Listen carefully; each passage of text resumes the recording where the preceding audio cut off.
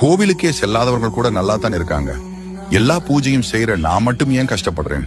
விழுந்து விழுந்து நானும் கோவிலுக்கு போய் எல்லா சாமியும் கும்பிடுறேன்.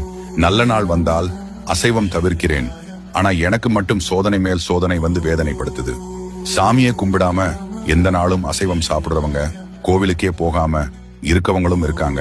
அவங்க எல்லாம் ரொம்ப நல்லாதானே இருக்காங்க என்று கடவுள் முன்பு அழுது புலம்புபவர்களுக்கு தெரிவதில்லை எது உண்மையான பக்தி என்று. பக்தி என்பது வெளியில் நீங்கள் செய்யும் ஆன்மீக செயல்களில் மட்டுமல்ல, உள்ளார்ந்த எதிர்பார அன்பில் நிலைக்கக்கூடியது. இறைவனிடம் ஏதோ ஒன்றை எதிர்பார்த்து நீங்கள் பூஜைகளையும் விரதங்களையும் மேற்கொண்டாலும் அதில் பலன் இருக்காது. எந்த எதிர்பார்ப்பும் இல்லாமல் இதுவரை நீ எனக்கு கொடுத்த எல்லாவற்றுக்கும் நான் நன்றி கடன் பட்டுள்ளேன் என்று ஆத்மார்த்தமாக இருப்பவற்றுக்கு நன்றி சொல்லி இறைவனுடன் எதிர்பார்ப்பில்லாத அன்பில் பிணைந்திருப்பவர்கள் எந்த பூஜை விரதங்களை கடைபிடிக்காவிட்டாலும் கோவிலுக்கு செல்லாவிட்டாலும் மனதளவில் அவர்கள் இறைவனுடன் ஒன்றித்தான் இருப்பார்கள். அவர்களுக்கும் நிறையவே சோதனைகள் வரும்.